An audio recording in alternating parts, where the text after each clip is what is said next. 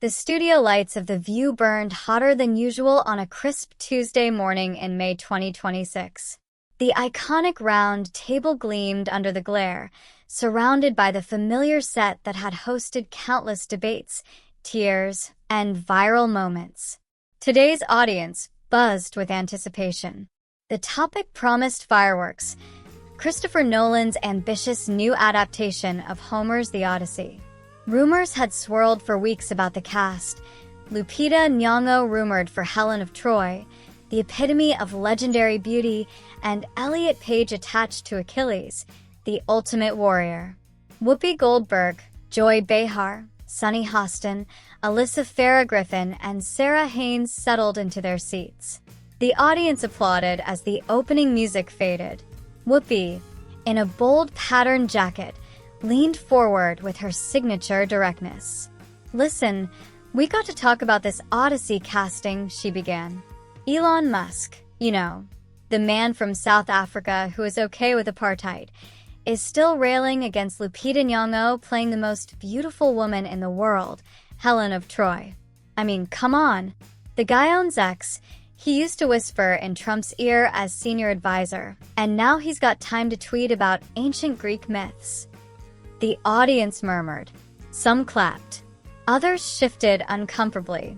Whoopi pressed on, criticizing the rumored casting of Elliot Page as Achilles, questioning what it meant for representation and fidelity to source material. Her words flowed with the practiced rhythm of someone who had sparred on air for decades. But midway through her sentence, something shifted in her expression. A flicker of hesitation. She paused, holding up a hand. "Let me just say this first, because I know this will have upset people. I don't know that he was an apartheid apologist. I don't know anything about him, except that I'm not a fan, so I take it back." A stunned silence fell over the table for a split second. Joy Behar, ever the quick responder, jumped in. "Well, he was there during that time." Whoopi shook her head. "I'm not saying he was there. I don't know that he was there. I wasn't there. I don't know if he was there. So I'm saying, okay." The moment hung in the air like a live wire. Cameras captured every micro-expression. In the control room, producers exchanged glances. This wasn't scripted. This was television history unfolding. Hundreds of miles away, in a sleek conference room at SpaceX headquarters in Hawthorne, California, Elon Musk stared at a large monitor. Multiple screens showed live feeds, market data, and X trending topics. His phone had already exploded. The notification from The View clip hit first. He leaned back in his chair, a faint smile playing on his lips. At 54, Musk carried the weight of multiple worlds, rockets launching to orbit, Tesla factories humming 24/7, Neuralink trials, and the lingering echoes of his brief but intense stint in Washington. He had joined the Trump administration in January 2025 as senior advisor, focusing on efficiency, regulation cuts, and space policy. By May, he'd stepped back, citing the need to return to his companies. The experience had been illuminating, exhausting, and polarizing. His X account, still the digital town square, buzzed. Clips of Whoopi's apology were already circulating. Musk typed a quick reply. "Apology accepted. Let's focus on making great art and reaching the stars.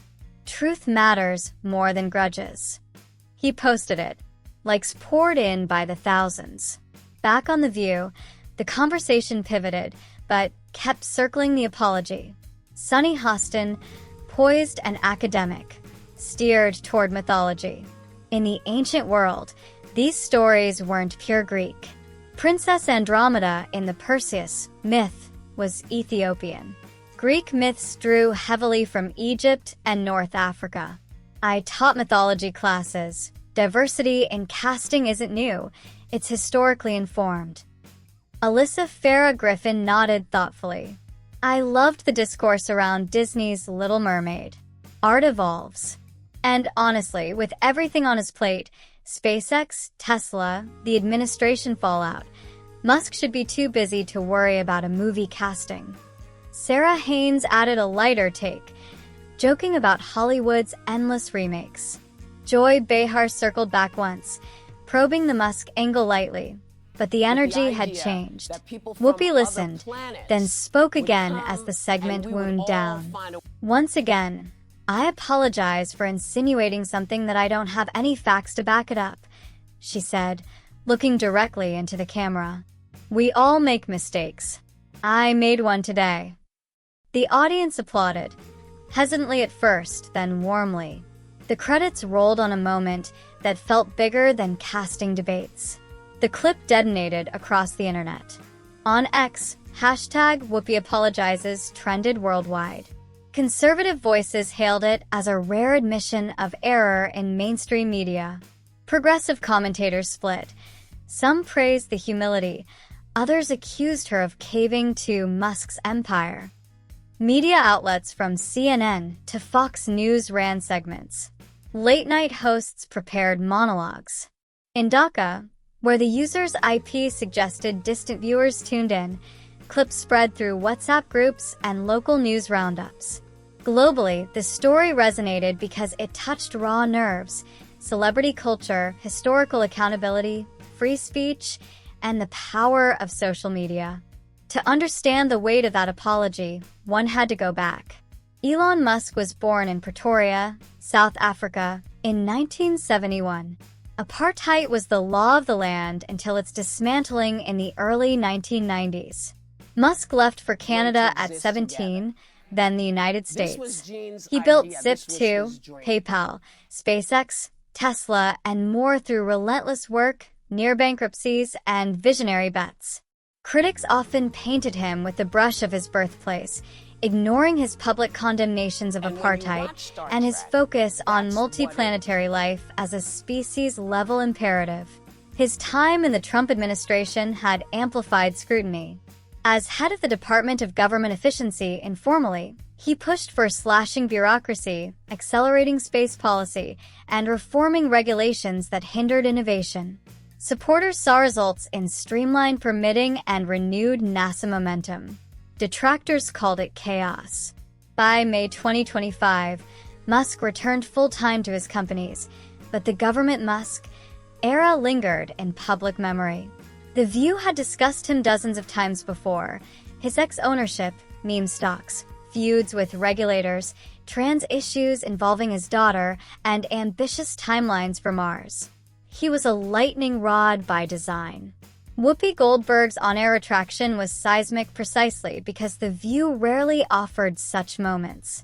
Goldberg, a veteran actress, comedian, and host, had built a career on unfiltered opinion.